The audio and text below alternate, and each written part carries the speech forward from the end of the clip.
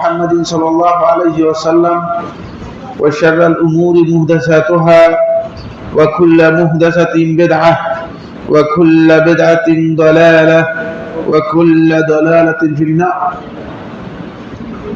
أو كما قال عليه الصلاة والسلام قال الله سبحانه وتعالى في كلامه المجيد أعوذ بالله من الشيطان الرجيم ولقد بعثنا في كل أمة رسولا أن اعبدوا الله واجتنبوا الطاغوت وقال سبحانه وتعالى وما أرسلنا من قبلك من رسول إلا نوحي إليه أنه لا إله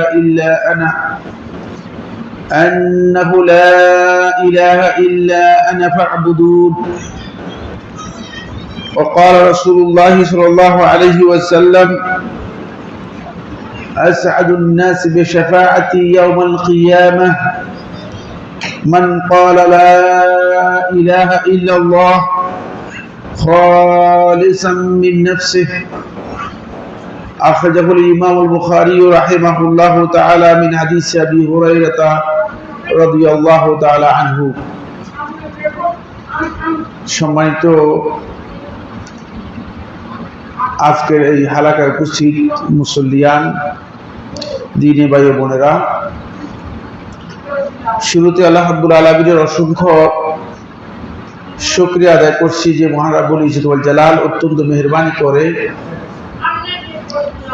আজকের এই গুরুত্বপূর্ণ একটি সময় মাগরিবের সালাতের পরে আমাদেরকে এই ধরনের একটা মজলিসে ইলমিতে মজলিসুল যিকরে একত্রিত হওয়ার তৌফিক দিয়েছেন। এই জন্য আল্লাহ সুবহানাহু ওয়া তাআলা শুকরিয়া আদায় করি, আলহামদুলিল্লাহ। সম্মানিত উপস্থিতি, আপনারা জানেন যে আমি অনেকদিন আগে, সম্ভবত 3 থেকে 4 মাস হয়ে গিয়েছে, 12 বেশি হতে পারে, পরে একটা ধারাবাহিক আলোচনা আমরা আপনাদের সাথে শুরু করেছিলাম। কিন্তু এত লম্বা সময় গ্যাপ যদি হয় তাকে ধারাবাহিক আলোচনা, তাহলে ওই আগের কথার সাথে পরের কথার সূত্র খুঁজে পাওয়া, মানে এর সাথে একটা কথাকে আরেকটা কথার সাথে সম্পৃক্ত করা, এটা কঠিন হয়ে যায়। তাই অনেক আগে আমি যে আলোচনাটি শুরু করেছিলাম সেখানে আমরা ঈমান এবং তাওহীদের মৌলিক বিষয়গুলো নিয়ে আপনাদের সাথে কথা শুরু করেছিলাম। ওই আলোচনার ধারাবাহিকতায় ইসলামের মৌলিক যে বিষয়টি সেটা হচ্ছে তাওহীদ। তাওহীদের গুরুত্ব এবং তাওহীদের মর্যাদার ব্যাপারে রাসূলুল্লাহ সাল্লাল্লাহু আলাইহি ওয়াসাল্লাম যে কথাগুলো বলেছেন, আজকের আলোচনা আমরা সেই বিষয়গুলো নিয়ে ইনশাআল্লাহ তাআলা কিছু দিক আপনাদের সামনে তুলে ধরার জন্য চেষ্টা করব। আমা তৌফিক ইল্লা বিল্লাহি আলাইহি তাওয়াক্কালতু ওয়া ইলাইহি উনীব। সম্মানিত উপস্থিতি, আসলে ইসলামের মূল বিষয় হচ্ছে তাওহীদ। তাওহীদ এর পরিচয় যদি আমরা লাভ করতে না পারি তাহলে আমরা সবচেয়ে বেশি ক্ষতিগ্রস্ত হব। আজকে মুসলিম সমাজের সবচেয়ে বড় যে জিনিসটির অভাব, সেটা হচ্ছে এই মুসলিমরা নিজেদেরকে মুসলিম পরিচয় দিচ্ছে, কিন্তু তারা ইসলামের মূল যে ইস্যু সেই তাওহীদের জ্ঞানই তাদের কাছে নেই, সেই তাওহীদের পরিচয় তারা লাভ করতে পারে নাই। এবং এই কাজটি কত মর্যাদাপূর্ণ, কত গুরুত্বপূর্ণ, এর মর্যাদা যে কত বেশি, এই বিষয়টি তাদের কাছে মোটেও কি হয়নি, মোটেও তাদের কাছে এই বিষয়টি স্পষ্ট হয়নি। ফলে তাওহীদ বিনষ্ট হয়, ক্ষতি হয়, তাওহীদ ভেঙে যায়, এমন কাজ যেগুলো আছে সেগুলো করতে কোন দ্বিধা করে না, কিন্তু তারা নিজেদেরকে মুসলিম পরিচয় দিচ্ছে। আল্লাহর এই আসমানের নিচে, জমিনের উপরে এই যে পৃথিবী, এই পৃথিবীর মধ্যে সবচেয়ে বড় নিয়ামত হচ্ছে আল্লাহ রাব্বুল আলামিনের তাওহীদের পরিচয় লাভ করা, তাওহীদের জ্ঞান অর্জন করা। এটা হলো দুনিয়াতে আল্লাহর পক্ষ থেকে বান্দাদের জন্য সবচেয়ে বড় নিয়ামত। কারণ আল্লাহর পরিচয় যদি আপনি লাভ করতে না পারেন, তাহলে আপনি আপনার মুনিবের পরিচয় পাননি, সবচেয়ে ক্ষতিগ্রস্ত ব্যক্তি। ফলে এই মানব সভ্যতায় আজকে যখন আমরা প্রায় 600-650 কোটি মানুষের কথা বলছি, সেখানে কতজন লোক আছে যারা আল্লাহ রাব্বুল আলামিনের পরিচয় লাভ করতে পেরেছে? হতভাগা, দুর্ভাগা, ক্ষতিগ্রস্ত, যে নিজের মুনিবের যে পরিচয়, সেই পরিচয় লাভ করতে পারেনি। তাই দুনিয়াতে সবচেয়ে বড় নিয়ামত হচ্ছে একটা, সেটা হলো কি? আল্লাহ সুবহানাহু ওয়া তাআলা এর তাওহীদের পরিচয় লাভ করা, আল্লাহ তাআলার পরিচয় লাভ করা। আল্লাহর পরিচয় লাভ না করলে আপনি দুনিয়ার যত কিছুই লাভ করেন না কেন, আপনি সত্যিকার আপনার অন্তরের মধ্যে যে প্রশান্তি পাওয়ার কথা ছিল, সেই প্রশান্তি আপনি পাবেন না। ঠিক এর বিপরীতে আখিরাতে যখন আল্লাহ সুবহানাহু ওয়া তাআলা আল্লাহর বান্দাদেরকে জান্নাতের ফয়সালা করে দিবেন, যারা জান্নাতি হবেন তাদেরকে, আর যারা জাহান্নামী হবেন তাদেরকে জাহান্নামের ফয়সালা করে দেবেন। জান্নাতের মধ্যে যারা জান্নাতি হবে তাদের জন্য আল্লাহর পক্ষ থেকে সবচেয়ে বড় যে নিয়ামতটি, সেটা হচ্ছে জান্নাতে তারা আল্লাহ রাব্বুল আলামিনের সাথে সাক্ষাৎ লাভ করতে পারবে। এটা হলো আখিরাতের সবচেয়ে বড় নিয়ামত। দুনিয়ার বড় নিয়ামত হচ্ছে আপনি আল্লাহর বান্দা হিসেবে দুনিয়াতে আল্লাহ রাব্বুল আলামিনের পরিচয় লাভ করতে পারবেন। আর আখিরাতে যখন আপনি জান্নাতে যাবেন, তাহলে জান্নাতের সবচেয়ে বড় নিয়ামত হচ্ছে একটাই, সেটা হলো যে আল্লাহ রাব্বুল আলামিনের সাথে আপনি সাক্ষাৎ, আল্লাহ তাআলার প্রকৃত পরিচয় যেটা আপনি এই দুনিয়াতে লাভ করতে পেরেছিলেন, সেটার বাস্তব আল্লাহ রাব্বুল আলামিনকে দেখতে পাবেন। সুবহানাল্লাহ। বুঝতে পেরেছেন? এটা কত গুরুত্বপূর্ণ বিষয়। এই কারণেই মূলত ইসলামের এই মৌলিক বিষয় নিয়ে আল্লাহ সুবহানাহু ওয়া তাআলা এই যে বিশাল একটা নবুয়তি মিশনের দায়িত্ব আল্লাহ তাআলা নবী এবং রাসূলদেরকে দিয়েছেন। আপনি কোরআনে কারীম ভালো করে নিবিড়ভাবে অত্যন্ত উপলব্ধির সাথে কোরআনে কারীম তেলাওয়াত করুন, স্টাডি করুন, অর্থ সহ বোঝার চেষ্টা করুন।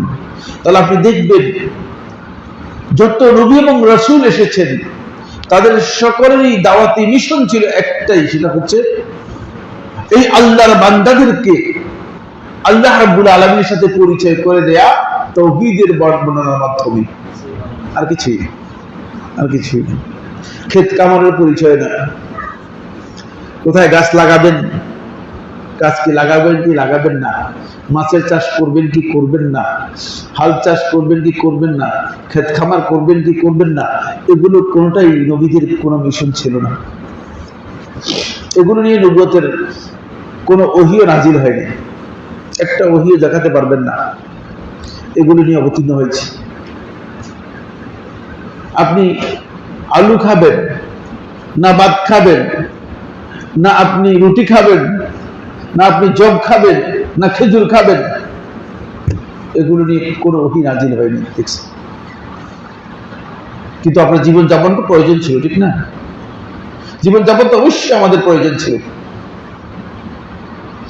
জীবন রক্ষা করার জন্য আমাদের পানাহার গ্রহণ করা আমাদের জন্য অপরিহার্য, ঠিক না?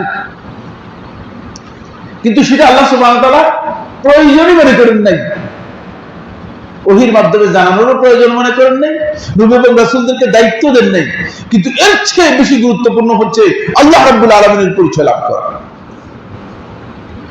ফলে আল্লাহ রাব্বুল আলামিন একজন দুইজন নয়, 100-200 নয়, 1000-2000 নয়, 1,24,000 নবী এবং রাসূল প্রেরণ করেছেন, যাদের মিশন ছিল একটাই, সেটা হচ্ছে আল্লাহ তাআলার সাথে বান্দাকে পরিচয় করে দিচ্ছে। বান্দার পরিচয় করে দিচ্ছে, বান্দাকে আল্লাহর পরিচয় দিচ্ছে তাওহীদের মাধ্যমে, তাওহীদ বর্ণনা করার মাধ্যমে। এর গুরুত্ব অপরিসীম। আমরা আজকের আলোচনায় চেষ্টা করব আমি সব পয়েন্টগুলো আপনাদের সামনে তুলে ধরার জন্য। অনেক লম্বা একটি আলোচনা। প্রথম যে পয়েন্টটি সেটা হলো এই, আল্লাহ সুবহানাহু ওয়া তাআলা জিন এবং ইনসানকে সৃষ্টি করেছেন শুধুমাত্র তাওহীদ আল্লাহ তাআলার তৌহিদের পরিচয় করে দেওয়া যায়। অনেক কাছে বলে মানুষদেরকে সৃষ্টি করা হয়েছে আল্লাহ তাআলা পৃথিবীতে মানে খেলাফত কায়েম করার জন্য। ডাহা ভুল বক্তব্য, ডাহা ভুল বক্তব্য। জ্ঞান নিয়ে এই তাওহীদ আপনি নিজের জীবনে বাস্তবায়ন করতে পারেন, তাহলে আল্লাহ সুবহানাহু ওয়া তাআলা আপনাকে ওয়াদা করতেছেন যে আল্লাহ রাব্বুল আলামিন পৃথিবীর কর্তৃত্ব আপনাকে দেবেন। কিন্তু ততক্ষণ পর্যন্ত পাবেন না যতক্ষণ পর্যন্ত আল্লাহ রাব্বুল আলামিনের প্রকৃত পরিচয় লাভ করতে পারবেন না। একেবারে ক্লিয়ার কথা, সাফ সাফ কথা। দেখেন, যারা এই তাওহীদকে বাস্তবায়ন করতে পেরেছে তারাই মূলত সত্যিকার আল্লাহ রাব্বুল আলামিনের এই ওয়াদা, যেটা আল্লাহ তাআলা ওয়াদা করেছেন, লা ইস্তাখলিফান্নাহুম ফিল আরদ, যে আল্লাহ রাব্বুল আলামিন তাদেরকে পৃথিবীর কর্তৃত্ব দেবেন, সেটা আল্লাহ রাব্বুল আলামিন দিয়েছেন। কিন্তু তাওহীদের বিষয়টি আগে অ্যাডভান্স করেছেন। ফলে সূরা আয-যারিয়াতের ৫৬ নম্বর আয়াতের মধ্যে আল্লাহ সুবহানাহু ওয়া তাআলা ইরশাদ করেছেন, ওয়া মা খালাকতুল জিন্না ওয়াল ইনসা ইল্লা লিয়াবুদুন, আমি জিন এবং ইনসানকে সৃষ্টি করেছি কেবল আমার ইবাদত করার জন্য। ইবাদতের কোরআনে কারীমে মৌলিক যে অর্থ ইবাদতে ব্যবহার করা হয়েছে সেটা হচ্ছে ইবাদত, তাওহীদ অর্থে ব্যবহার করা হয়েছে। কোরআনে কারীমের মধ্যে ইবাদত শব্দটি যত জায়গায় উল্লেখ করা হয়েছে শুধুমাত্র আমলের ক্ষেত্রে যেখানে ইবাদত শব্দটা এসেছে সেখানে ছাড়া আর প্রত্যেকটি আয়াতের মধ্যেই ইবাদত বলতে মূলত তাওহীদকে বোঝানো হয়েছে। ইবাদত দ্বারা তাওহীদকে বোঝানো হয়েছে। ফলে আব্দুল্লাহ ইবনে আব্বাস রাদিয়াল্লাহু তাআলা তাফসীর করেছেন আয়াতের, স্পষ্ট করে তাফসীর করে দিয়েছেন, লিয়াবুদুন আই লিওয়াহিদুন, তারা যেন আমার তাওহীদকে নিজেদের জীবনে বাস্তবায়ন করে। তাওহীদকে নিজের জীবনে বাস্তবায়ন করতে হলে অপরিহার্য কাজ ৪টি লিখে নেন, খুবই গুরুত্বপূর্ণ। তাওহীদকে নিজের জীবনে বাস্তবায়ন করতে হলে অপরিহার্য কাজ হচ্ছে ৪টি। আমরা মনে করতেছি যে তাওহীদ মানে লা ইলাহা ইল্লাল্লাহ বললাম তো তাওহীদ বাস্তবায়ন করি ফেললাম নিজের জীবনে। দেখেন না, ব্যাপারটা এমন নয়। ১ নম্বর কাজ হচ্ছে তাওহীদকে বাস্তবায়ন করার জন্য আপনার গোটা জীবন সকল প্রকার শিরক মুক্ত হতে হবে। শিরক মুক্ত যদি না হতে পারেন তাহলে আপনি তাওহীদের কথা লা ইলাহা ইল্লাল্লাহ জিকির করে কোনো লাভ হবে না। প্রতিদিন যদি ১,০০,০০০ বার লা ইলাহা ইল্লাল্লাহ জিকির করেন আর যদি কবরে গিয়ে একবার গিয়ে সিজদা দিয়ে আসেন পুরোটাই শেষ, গোটা জীবনের আমলটাই বরবাদ।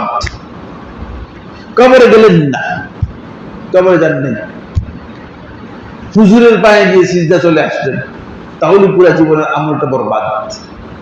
হুজুরের কাছেও গেলেন না, ওই যে বেদি কতগুলো তৈরি করে রেখেছে যে এগুলোতে গিয়ে ফুল দিয়ে আসলেন, তাহলে গোটা জীবনের আমল বরবাদ। ক্লিয়ার কথা। জীবনে যদি শিরক মুক্ত হতে হয় তাহলে এই সমস্ত কাজ যেগুলো করা হচ্ছে এগুলো অবশ্যই পরিহার করতে হবে, বর্জন করতে হবে। এগুলো আমাদের কাছে এখন সহনীয় বিষয় হয়ে গিয়েছে। মোল্লা মৌলবীরাও বুঝলেন না, মানে এটা কি করছে, কি বলে যে আগুন জ্বালাচ্ছে, আগুনের পূজা করতেছে, ইন্না লিল্লাহি ওয়া ইন্না ইলাইহি রাজিউন। চিন্তা করেন, আগুন জ্বালাচ্ছেন, আগুনের পূজা করতেছেন, আর আপনি মনে করতেছেন যে আপনি তো অনেক বড় আল্লাহর ওলি হয়ে গেছেন। এই ওলির কোন আল্লাহ তাআলার কাছে কোনো মূল্যই নেই। তাহলে ১ নম্বর পয়েন্ট যেটা বললাম সেটা হচ্ছে তাওহীদকে যদি জীবনে বাস্তবায়ন করতে হয়, জীবনের প্রত্যেকটি পর্বে প্রত্যেকটি পর্যায়ে আপনাকে অবশ্যই কি করতে হবে, সকল প্রকার শিরক থেকে আপনাকে বেরিয়ে আসতে হবে। শিরকের সাথে আপনার কোনো সম্পর্ক থাকতে পারবে না। শিরক মুক্ত যদি হতে না পারেন তাহলে আপনি কোন অবস্থাতেই আল্লাহ রাব্বুল আলামিন তাওহীদ বাস্তবায়ন করেন নাই এবং আল্লাহ তাআলা আসলে পরিচয় লাভ করেন নাই। যে ব্যক্তি তাওহীদ বাস্তবায়ন করতে করেছে সে আল্লাহ তাআলা পরিচয় পেয়েছে। আপনি শুধুমাত্র মৌখিক মানে আল্লাহকে আল্লাহ হিসেবে বলতেছেন, কিন্তু আল্লাহ তাআলার প্রকৃত পরিচয় আপনি পান নাই।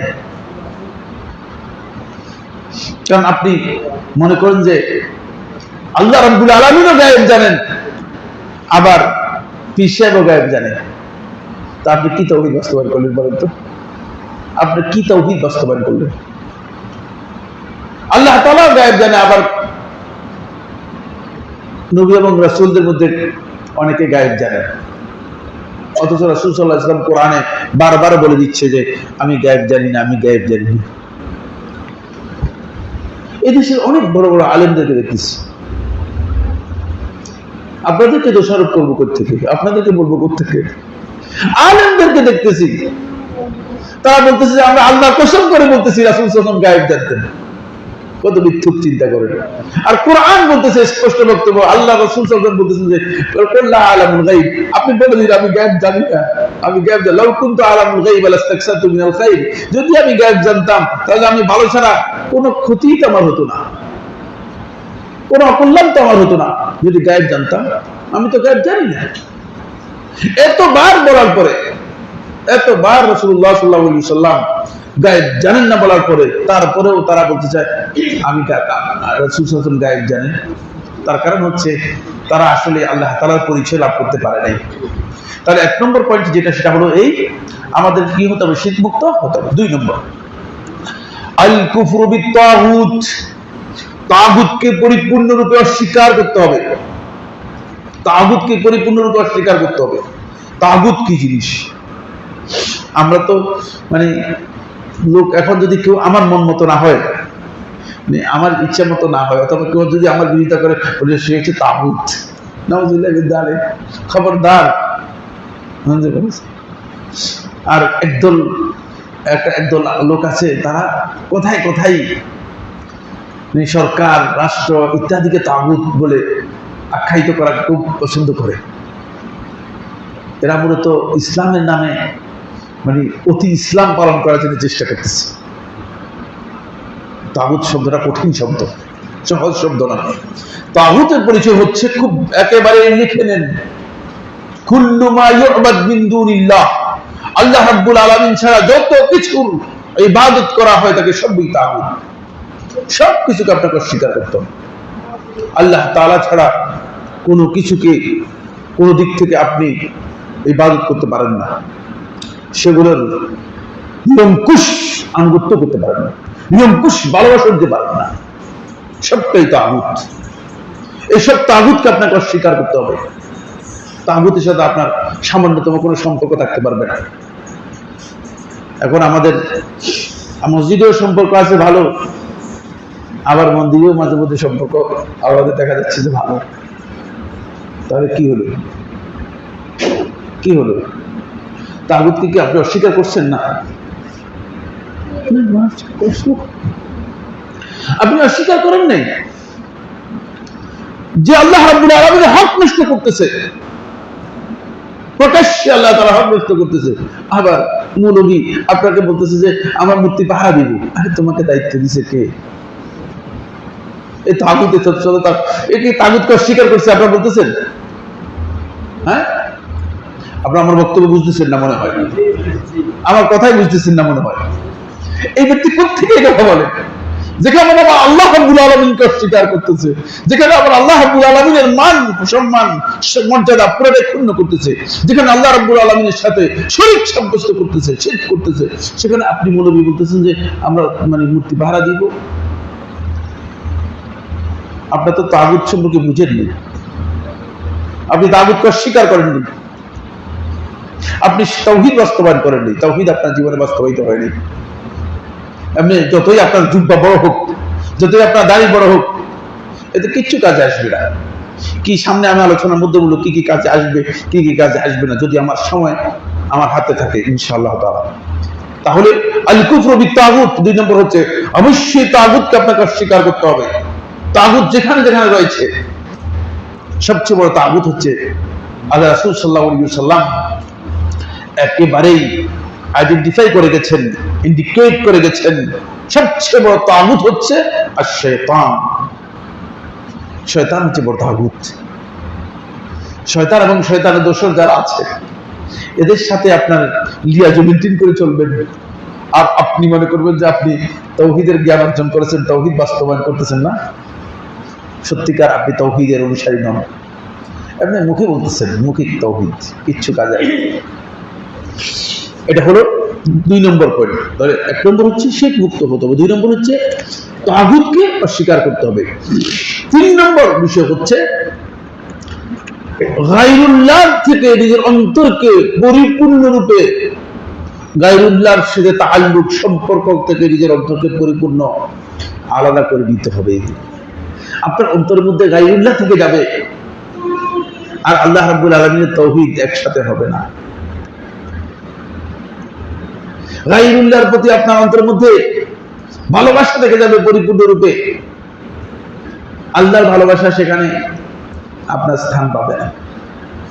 এই জন্য রাসূলুল্লাহ সাল্লাল্লাহু আলাইহি ওয়াসাল্লাম যদি কোন ব্যক্তির কাছে কোনো কিছু চাওয়ার জন্য হয়, চাইতে পর্যন্ত নিষেধ করেছেন। দেখেন, বৈধ কাজ, আমার মোবাইলটা যদি পড়ে যায়, আমি আপনার ভাই মোবাইলটাকে উঠাই দেন, আল্লাহ নবী সাল্লাল্লাহু আলাইহি ওয়াসাল্লাম এটা পর্যন্ত পছন্দ করেননি। বুঝতে পেরেছেন? এটা পছন্দ। গায়রুল্লাহর সাথে আপনার অন্তরে যে তাআল্লুক রয়েছে, সে সম্পর্ক রয়েছে, সম্পর্ক পরিপূর্ণরূপে বিচ্ছিন্ন হয়ে যেত। গায়রুল্লাহ থেকে আলাদা হতে হবে আপনাকে। গায়রুল্লাহ যত আপনি গায়রুল্লাহর সাথে নিজের সম্পর্ককে, আল্লাহ ছাড়া অন্য কিছুর সাথে নিজের সম্পর্ক যত মজবুত করবেন, তত দেখবেন যে আপনার অন্তরের মধ্যে আল্লাহ রাব্বুল আলামিনের সম্পর্কটা দুর্বল হয়ে যাচ্ছে।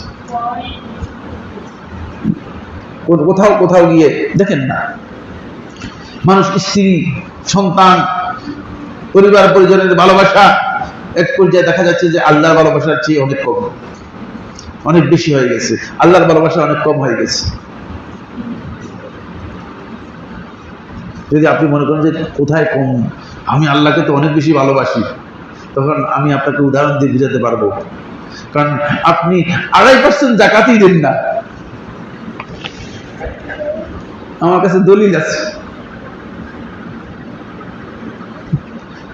বাকি 97.5 এটা আপনার জন্য রয়ে গিয়েছে, তারপরেও আপনি 2.5% যাকাত দিতে পারেন নাই। আপনি কি মনে করতেছেন আল্লাহ রাব্বুল আলামিনকে ভালোবাসেন? কি মনে করতেছেন? আপনাকে যদি বলা হয় যে মসজিদুত তাওহীদ এটার 1 তলা পরিপূর্ণ আপনি করে দিবেন, আপনার মতো 5 তলা করার ক্ষমতা রাখেন, কিন্তু আপনি 1 তলা করে দিচ্ছেন না। গায়রুল্লাহর সাথে আপনার সম্পর্ক নাই, পুরোটাই অন্তরটা পুরোটাই গায়রুল্লাহর সাথে জড়িয়ে আছে, পুরোটাই জড়িয়ে আছে। আর ওই উল্টা দিকে যান, বিপরীত দিকে যান। আবু বকর রাদিয়াল্লাহু তাআলাকে দেখেন, আল্লাহ এবং তার রাসূলকে ঘরের মধ্যে রেখে আর সব যা ছিল সবটাই তিনি রাসূলুল্লাহ সাল্লাল্লাহু আলাইহি ওয়াসাল্লামের কাছে রেখে দিয়েছেন। চিন্তা করেন, তো আমরা পাচ্ছি থেকে আমার গায়রুল্লাহর সাথে আমার সম্পর্ক অনেক বেশি, এগুলোর মধ্যে আমার মজা অনেক বেশি। এগুলো কমাতে হবে। এগুলো হচ্ছে, আপনি তাওহীদকে যদি বাস্তবায়ন করতে যান, তাহলে আপনি দেখবেন রাসূলুল্লাহ সাল্লাল্লাহু আলাইহি ওয়াসাল্লাম, মুহাম্মদ সাল্লাল্লাহু আলাইহি ওয়াসাল্লাম, যিনি এই বিশ্ববাসীর জন্য রহমত হিসেবে এসেছেন, তার মৃত্যু হয়ে গিয়েছে। আল্লাহ নবী সাল্লাল্লাহু আলাইহি ওয়াসাল্লাম, তার লোহবর্ম ইহুদির কাছে বন্ধক রয়ে গিয়েছে, তার সম্পদ বলতে কিছুই ছিল না। তো গায়রুল্লাহর সাথে আমাদের সম্পর্ক কি? আমরা তো আসলে বুঝি নেই বিষয়গুলো বিশ্লেষণ করতে পারিনি। যেভাবে বিশ্লেষণ করার কথা ছিল সেভাবে বিশ্লেষণ করতে পারিনি। এই জন্য আমরা জায়গায় জায়গায় নিজেরা একেবারেই গায়রুল্লাহটাকেই, বরং গায়রুল্লাহর ভালোবাসা আমাদের অন্তর মধ্যে এমন ভাবে চেপে বসেছে যে এর জন্য আমি ঘুষ দিচ্ছি, এর জন্য আমি সুদি কারবার করতেছি, এর জন্য আমি অন্যায় করতেছি, এর জন্য আমি দুর্নীতি করতেছি, এমনকি আমি মানুষদেরকে হত্যা পর্যন্ত করতেছি। দেখেন, এটা তো আসলে আল্লাহ তাআলার তাওহীদের সাথে মোটেও যায় না। আপনি তাওহীদ বাস্তবায়ন করলেন কোথায় করতে পারেন না। 4 নম্বর পয়েন্ট, কয়টি বলছিলাম? আপনার এটা ওয়াজ মাহফিল নয়, এটা হলো হালাকা দার্স, যাতে করে এখান থেকে কিছু জ্ঞান নিতে পারি। বাজার অন্তপক্ষে মসজিদ থেকে ঘর পর্যন্ত নিয়ে কয়েকজনকে বুঝাতে পারেন যে এই জন্য এই আলোচনা ওয়াজ মাহফিল শুনলাম আর কিছুই বুঝলাম না, এরকম হলে চলবে না। অন্তপক্ষে বুঝতে পারি যেমন তাহলে 3 নম্বর পয়েন্ট হচ্ছে গায়রুল্লাহর সাথে আপনার যে অন্তরের সম্পর্ক আছে, এই অন্তরের গভীর যে সম্পর্ক, যেটা আল্লাহর সম্পর্কের জন্য প্রতিবন্ধক হতে পারে, সেটাকে আপনাকে অবশ্যই কাট করতে হবে, অবশ্যই বিচ্ছিন্ন করতে হবে, সেখান থেকে আপনি অবশ্যই আলাদা হতে হবে। কিছু কিছু সম্পর্ক আল্লাহ তাআলা এলাউ করেছেন, স্বামী স্ত্রী সম্পর্ক এলাউ করেছেন, সন্তানদের সম্পর্ক এলাউ করেছেন, পিতামাতার সম্পর্ক এলাউ করেছেন, যেটা আল্লাহর সম্পর্ক এলাউ করেছেন। তবে শেখুল ইসলাম এ বিষয়ের সামনে হয়তো যদি সুযোগ হয় আমরা অন্য দিন আলোচনা করব। শেখুল ইসলাম ইবনে কাইয়িম রাহমাতুল্লাহ আলাইহি বলেছেন যে এই সব সম্পর্ক, সকল ভালোবাসা আল্লাহর ভালোবাসার অধীন হতে হবে। বুঝতে পেরেছেন না বুঝতে পারেন না? আল্লাহর ভালোবাসার অধীন হতে হবে। যদি আল্লাহর ভালোবাসার অধীনে হয় তাহলে এটা আল্লাহ রাব্বুল আলামিন এলাউ করবেন, এটা আল্লাহ তাআলা এলাউ করবেন। এটা আমাদেরকে খুব ভালো করে খেয়াল রাখতে হবে। 4 নম্বর যে বিষয়টি সেটা হলো এই ইসলাম এবং ঈমান নষ্ট করে, ঈমান বিনষ্টকারী কাজ থেকে পরিপূর্ণরূপে দূরে থাকতে হবে। কারণ ঈমান নষ্ট করে এমন কাজও করবেন আর মনে করবেন যে আমি তাওহীদপন্থী, সুযোগ আছে কিনা? যে জিনিস ঈমান নষ্ট করে দিচ্ছে, যিনি সালাত আদায় করেন না তার ঈমান ঠিক আছে তো না?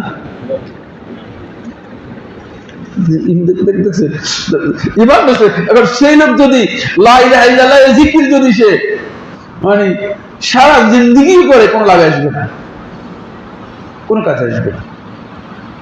সে তাওহীদের কিছুই বুঝে নেই, তাওহীদ বাস্তবায়ন করতে পারে না জীবনে। খেয়াল রাখতে হবে, জানতে হবে আপনাকে কোন কোন কাজ ঈমান নষ্ট করে ফেলতেছে, কি কি কাজ ঈমান নষ্ট করে দেবে। ঈমান নষ্ট করে এরকম কাজগুলোর মধ্যে 2টি কাজ আমি আপনাদেরকে বলি। 1 নম্বর হচ্ছে, একটি কাজ হচ্ছে কেউ যদি নিজেকে দাবি করে যে আমি গায়েব জানি, এটা সাথে সাথে তার ঈমান নষ্ট হয়ে যাবে। আল্লাহর বিধান যেগুলো আল্লাহ সুবহানাহু ওয়া তাআলা দিয়েছেন অথবা রাসূলুল্লাহ সাল্লাল্লাহু আলাইহি ওয়াসাল্লাম যে বিধান আমাদেরকে দিয়েছেন, এই বিধান নিয়ে যদি কোনো ব্যক্তি ঠাট্টা বিদ্রুপ করে, বেশি কঠিন বিধান, মানে একজন একটু দাঁড়িয়ে একটু লম্বা রাখছে আর কি, বললেন মিয়া ক্ষেতের মতো দাঁড়িয়েটা একটু করলেন কি, যথেষ্ট। ঈমান নষ্ট হওয়ার জন্য আর কিছু লাগবে না, আর কিছু লাগবে না। বুঝতে পেরেছেন? আমাদের দেশে তো অনেক মানুষ আছে যে দাঁড়িয়েওয়ালা লোক দেখলে তাদের অনেক কষ্ট, দাঁড়িয়েওয়ালা লোক দেখলে তাদের অনেক কষ্ট, কারণ শয়তান তাদের মাথার মধ্যে এমন ভাবে বসে গিয়েছে যে রাসূলুল্লাহ সাল্লাল্লাহু আলাইহি ওয়াসাল্লাম বলেছেন শয়তান তাদের মাথায় বসে নাই, মূলত শয়তান তাদের নাকের মধ্যে পেশাব করে দিয়েছে। কারণ মানুষ যেই সমস্ত ইন্দ্রিয়ের মাধ্যমে কোন একটা খারাপ জিনিসকে মানুষ উপলব্ধি করতে পারে, সবচেয়ে শক্তিশালী ইন্দ্রিয় হচ্ছে মানুষের নাক। গন্ধ আপনি দেখে কি বুঝতে পারবেন? নাক দিয়ে বুঝতে পারবেন, বুঝলেন? এই জন্য শয়তান, আল্লাহ নবী সাল্লাল্লাহু আলাইহি ওয়াসাল্লাম যখন বলেছেন যে শয়তান নাকের মধ্যে পেশাব করে দিয়েছে, এই কারণেই বলেছেন। কারণ হলো শয়তান নাকের মধ্যে পেশাব করে দিলে সে আর কোনটা ভালো, কোনটা মন্দ, কোনটা হক, কোনটা বাতিল, কোনটা আল্লাহর সাথে গাদ্দারি, আল্লাহর সাথে কোনটা চায় না, এগুলো বুঝতে পারে না, এগুলো বুঝতে পারে না। বুঝতে পেরেছেন? এই জন্য শয়তান মানে নাকের মধ্যে এসে পেশাব করে। নাউযুবিল্লাহি মিন যালিক। আসেন, আপনি যদি একজনকে দেখলেন যে তিনি বোরকা পরে বেরিয়ে আসছে, বুঝলেন ভাই আর মান্না কি একটা বলে, এটা এই যুগে বুঝি এগুলো চলে। কারণ আমাদের অনেক ভাই বন্ধু আছে, আমি দেখি আমার সাথে মসজিদেই দেখি সামনে কাতারে নামাজও পড়ে, এবং সামনে কাতারে নামাজ পড়ে দেখি যে মাঝে মধ্যে মাশাআল্লাহ মানে তাসবিহ তাহলিল, তারপরে মানে বিভিন্ন মাসলা মাসাইল নিয়ে বহুত মানে তোড়জোড়ও দেখি। আবার মাঝে মধ্যে দেখি যে রিক্সা করে যাচ্ছে, রিক্সার মধ্যে তিনি বসে আছেন আর পাশে মনে হয় যেন আরেকজন আছে, আমার দেখলে মনে হয় যেন অন্য কারো বউ নিয়ে যাচ্ছে কিনা, কিন্তু আসলে তার বউ। কারণ এই লোকের ডিজাইনের সাথে ওই ডিজাইনের কি নেই, পুরাই বেবি, পুরাই বেবি। সতর্ক হতে হবে। আপনি আপনার নিজের জন্য কি চাচ্ছেন, আপনার পরিবারের জন্য কি করতেছেন। এই জন্য অনেক আছে যে স্ত্রী পর্দা করুক, এটা তিনি চান না। মাশাআল্লাহ ফেসবুকের মধ্যে ছবি তুলে স্ত্রীর ছবি দিয়ে দিচ্ছেন, পাবলিকদের জানিয়ে দিচ্ছেন যে আমার স্ত্রী দেখো তোমরা। এবং আল্লাহর বিধানের ক্ষেত্রেও ঠিক একই কথা। অনেককে দেখা যায় যে আপনি টাট্টুর উপর কাপড় পরা, এটা ইসলামের একটা বিষয়, ছোট বিষয় হয়তো আপনার কাছে মনে হবে, কারণ আমরা যখন এই কথাগুলো বলি তখন গতকাল জুমা তো গতকালই গিয়েছে মনে হয় না, গতকালই মানে একজন হচ্ছে শুধু তাওহীদ ঠিক হলে কি সব ঠিক হয়ে যাবে, বুঝতে পেরেছেন? মানে সে মনে করছে যে তাওহীদের এই খুচরা আলোচনা আপনি কেন করতেছেন সাইফুল্লাহ ভাই? কারণ আপনাদের এখানে অনেকের হয়তো প্রশ্ন হতে পারে যে এত খুচরা খাসরি আলোচনা কেন করেন? আল্লাহর কসম করে বলছি আপনি বুঝেন নাই। যদি ঈমান ঠিক হয়ে যায় তাহলে সবকিছু ঠিক হয়ে যাবে, এটা আল্লাহ তাআলা কোরআনে স্পষ্ট করে দিয়েছেন। এটাই হচ্ছে বিদায়। আসল জায়গাতে গলত রয়ে গিয়েছে, যেখানে গলত রয়ে গিয়েছে সেখানে শুদ্ধ না করে আপনি যদি অন্য জায়গায় শুদ্ধ করেন কোনো লাভ হবে না, কোনো লাভ হবে না। এটা খুচরা আলোচনা নয়। খুচরা আলোচনা হলে ওহী দিয়ে আল্লাহ রাব্বুল আলামিন আসমান থেকে ওহী নাজিল করে রাসূল সাল্লাল্লাহু আলাইহি ওয়াসাল্লামকে বলতেন না যে এই বিষয়ে আপনি উম্মতকে ইনফরমেশন দেন। শুধুমাত্র, খুব ভালো করে খেয়াল করুন, শুধুমাত্র টাকনুর উপর, টাকনুর নিচে কাপড় পরা। এই ব্যাপারে সহিহ মুসলিমের মধ্যে 6টি হাদিস এসেছে এবং 5টি শাস্তির কথা এসেছে। সালাসাতুন, 3 দল লোক, লা ইউকাল্লিমুহুমুল্লাহ, আল্লাহ তাআলা ইয়াউমুল কিয়ামা, কিয়ামতের দিন তাদের সাথে কথা বলবেন না। 1 নম্বর শাস্তি, তাদের সাথে কথা বলবেন না। ওয়ালা ইয়ানজুরু ইলাইহিম, তাদের দিকে তাকাবেন না। ওয়ালা ইউযাক্কিহিম, তাদেরকে আল্লাহ সুবহানাহু ওয়া তাআলা কি করবেন না, তাদেরকে আল্লাহ রাব্বুল আলামিন পবিত্র করবেন না।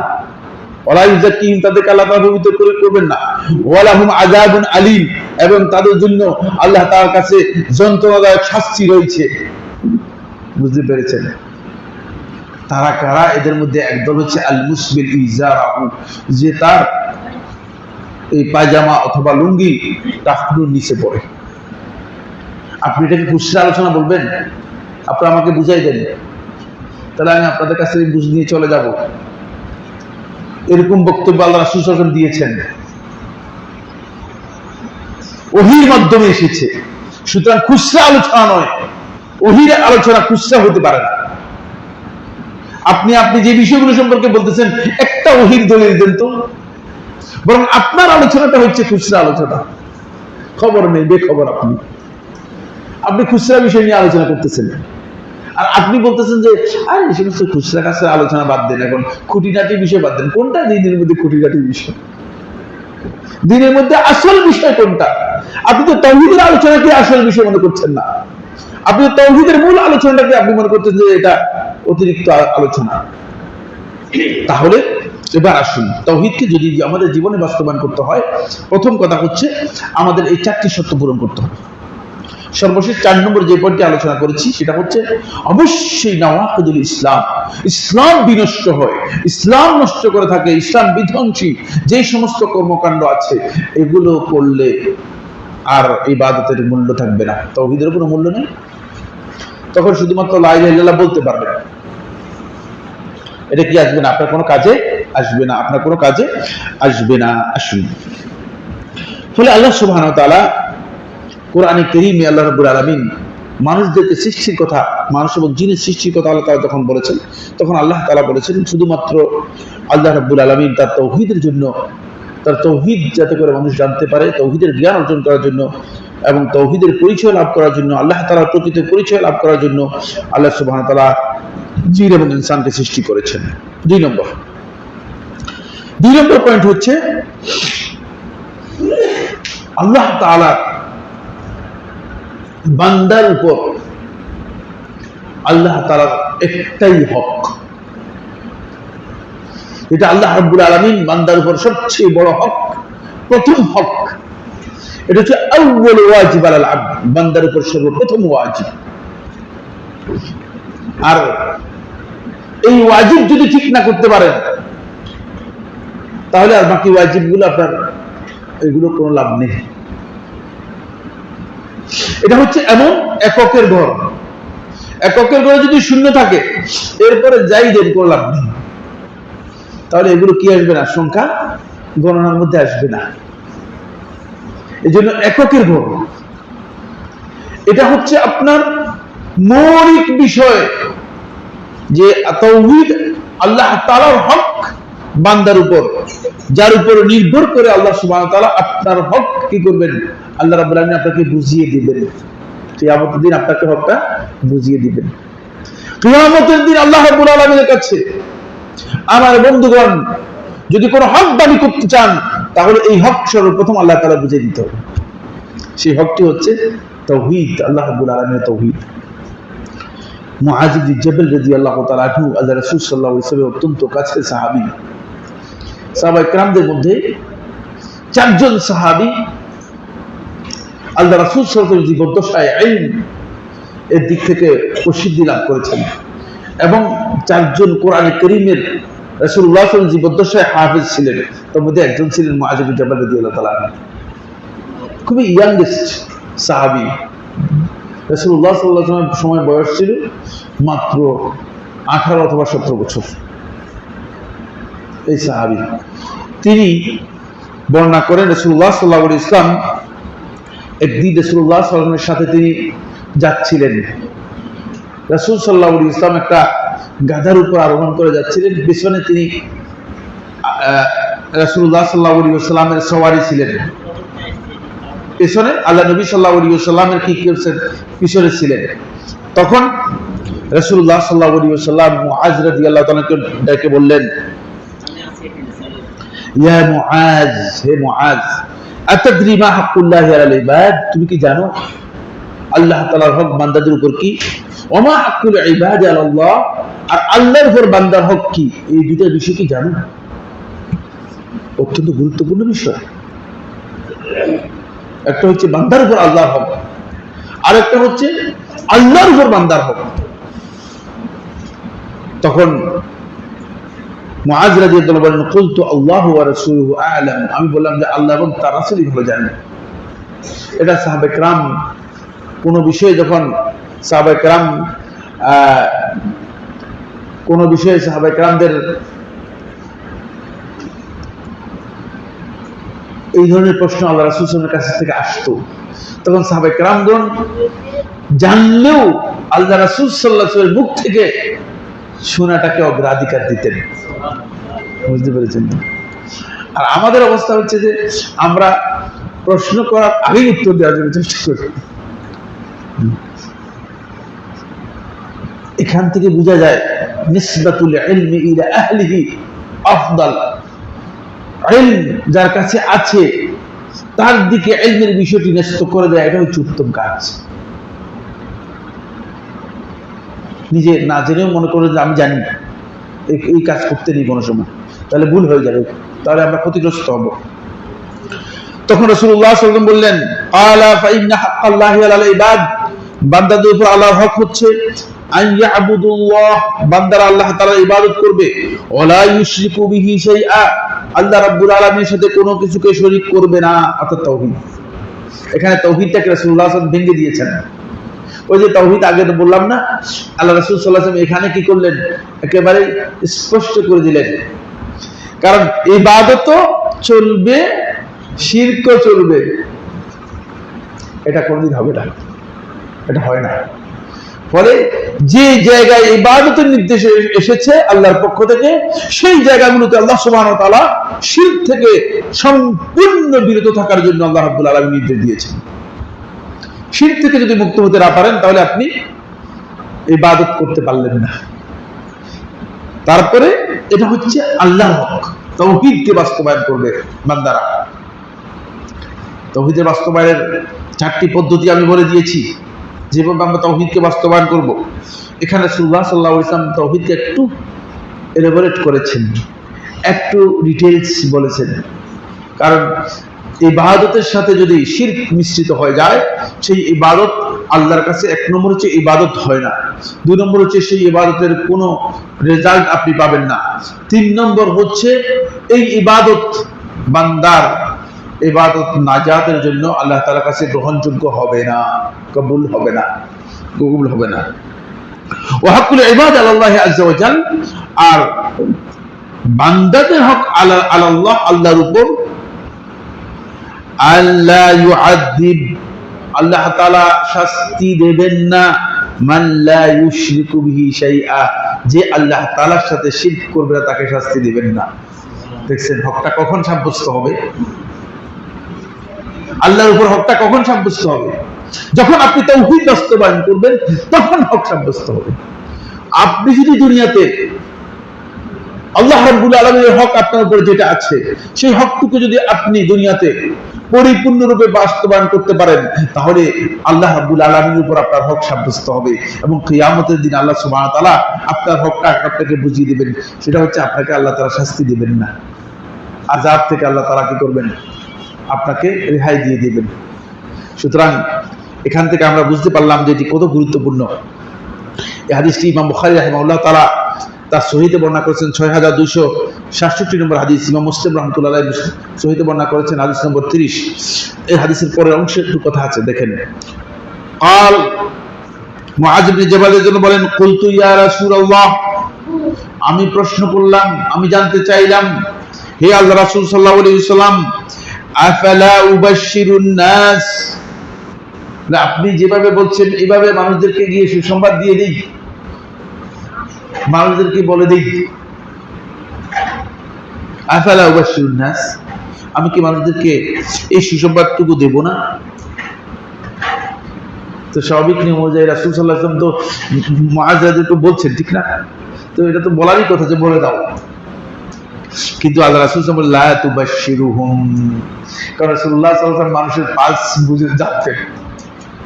রাসূল সাল্লাল্লাহু আলাইহি ওয়াসাল্লাম কি করতেন? মানুষের পালস জানতেন। এজন্য রাসূলুল্লাহ সাল্লাল্লাহু আলাইহি ওয়াসাল্লাম বলতেন লা তুবাশশিরুহুম, এখন তাদেরকে সুসংবাদ দিবে না। ফায়াত্তাকিলু, তাহলে তারা এটার উপর বসে থাকবে, আমল থেকে দূরে সরে যেতে পারে। এই জন্য তাদেরকে এখন সুসংবাদটুকু দিবে না, এই সুসংবাদটুকু এখন দেবে না। এখান থেকে বোঝা যায় শরীয়তের কোনো বিষয় সম্পর্কে যদি কোনো ব্যক্তিকে অথবা কোনো জনগোষ্ঠীকে যদি আপনি ইনফরমেশন দেন, তাহলে তারা আপনার কাছ থেকে ভুল ইনফরমেশন নিয়ে হয়তো তারা কি হতে পারে? মিসগাইডেড হতে পারে, পথভ্রষ্ট হতে পারে, অথবা তারা আল্লাহ তাআলার আনুগত্য থেকে, আল্লাহ তাআলার ইবাদত থেকে দূরে সরে যেতে পারে। এই অবস্থায় আহলুল ইলম যারা আছেন তারা এই বিষয়গুলো মানুষদের কিভাবে বলবেন না। এই হাদিস থেকে বোঝা যাচ্ছে রাসূলুল্লাহ সাল্লাল্লাহু আলাইহি ওয়াসাল্লাম স্পষ্ট করেছেন, কারণ এটা একেবারে এর চেয়ে বড় সুসংবাদ আর কি। ফলে মুআয রাদিয়াল্লাহু তাআলা যখন জানতে পারলেন যে এই সুসংবাদটা খুবই ভালো কথা, এটা কি জানিয়ে দিব কিনা, মুআয রাদিয়াল্লাহু তাআলা সাহাবী আল্লাহ রাসূলকে প্রশ্ন করলেন, জিজ্ঞেস করলেন যে আমাকে বলেন, আমি কি এটা বলে দিব কিনা। কিন্তু রাসূলুল্লাহ সাল্লাল্লাহু আলাইহি ওয়াসাল্লাম বললেন, ফালা তুবাশশিরহুম, লা তুবাশশিরহুম, তুমি এখন তাদেরকে এই সুসংবাদ দিবে না। তাই এই হাদিস থেকে আমরা দ্বিতীয় নম্বর বিষয়টি জানতে পারলাম যে আল্লাহ তাআলার সবচেয়ে বড় হক হচ্ছে বান্দার উপর, সেটা হচ্ছে তাওহীদ। বন্ধুগণ, আর এই তাওহীদ যদি কেউ বাস্তবায়ন করে, তাহলে আল্লাহ সুবহানাহু ওয়া তাআলা তাকে কিয়ামতের দিন আল্লাহ রাব্বুল আলামিন তার হকটুকু আল্লাহ তাআলা কি করবেন? পরিপূর্ণরূপে বুঝিয়ে দিবেন। সেটা হলো আল্লাহ তাআলা জাহান্নামের আগুন থেকে, আযাব থেকে, শাস্তি থেকে তাকে ক্ষমা করে দিবেন। সুবহানাল্লাহ। আসুন 3 নম্বর পয়েন্ট। 3 নম্বর পয়েন্ট হচ্ছে এই দ্বীনের আসলুদ্দীন হচ্ছে মূলত তাওহীদ। এই দ্বীনের মূল বিষয় হচ্ছে তাওহীদ। ফলে আল্লাহ সুবহানাহু ওয়া তাআলা দ্বীনের দাওয়াতের ব্যাপারে আল্লাহ রাব্বুল আলামিন নবী এবং রাসূলদের সবাইকে এক বিষয়ে সবাইকে দাওয়াত দিতে আল্লাহ রাব্বুল আলামিন কি করেছেন? নির্দেশ দিয়েছেন। সেটা হচ্ছে তাওহীদের বিষয়। কাউকে রাসূলুল্লাহ সাল্লাল্লাহু আলাইহি ওয়াসাল্লাম এ কথা বলেন না যে একজন এক নবীকে এই কাজের জন্য পাঠিয়েছেন, একজন নবীকে এই কাজের জন্য পাঠিয়েছেন, যত নবী এবং রাসূলকে প্রেরণ করেছেন সবাইকে এই কাজের জন্য নির্দেশ দিয়েছেন। আপনি মনে করেন আদম আলাইহিস সালাতু ওয়াস সালাম থেকে আরম্ভ করে মুহাম্মদ সাল্লাল্লাহু আলাইহি ওয়াসাল্লাম পর্যন্ত এই দীর্ঘ সময়ে মানুষের সমস্যা কি অনেক সমস্যা ছিল না? হ্যাঁ, আপনার কি মনে করেন সমস্যা ছিল কি ছিল না? আপনার কি আমার কথা বুঝতে পারতেছেন না? বুঝতে পারতেছেন না? অনেক প্রকারের সমস্যা ছিল, হাজার রকমের সমস্যা ছিল, কিন্তু আল্লাহ সুবহানাহু ওয়া তাআলা সমস্ত নবী এবং রাসূলদেরকে, যেহেতু এটা আসলুদ্দিন, এটার উপরে দিন প্রতিষ্ঠিত, এটার উপরে দিন কি দণ্ডায়মান, এটা যদি না থাকে তাহলে দিনই থাকবে না। এই কারণে আল্লাহ রাব্বুল আলামিন একজন নবী এবং রাসূলকে আল্লাহ সুবহানাহু ওয়া তাআলা তাওহীদের বাইরে আর কোন কাজের জন্য নির্দেশ দেন, তাওহীদের নির্দেশ দিয়েছেন, সবাইকে তাওহীদের নির্দেশ। অতিরিক্ত যেখানে যেটা প্রয়োজন সেটা আল্লাহ তাআলা তাদেরকে ওহীর মাধ্যমে জানিয়েছেন, তবে তাওহীদের নির্দেশ সবাইকে দিয়েছেন, সবাইকে দিয়েছেন। এটা দলিল কি? অসংখ্য দলিল রয়েছে, সময়ের কারণে বলতে পারবো। সূরা আম্বিয়া 25 নম্বর আয়াত দেখেন, সূরা আম্বিয়ার 25 নম্বর আয়াতের মধ্যে আল্লাহ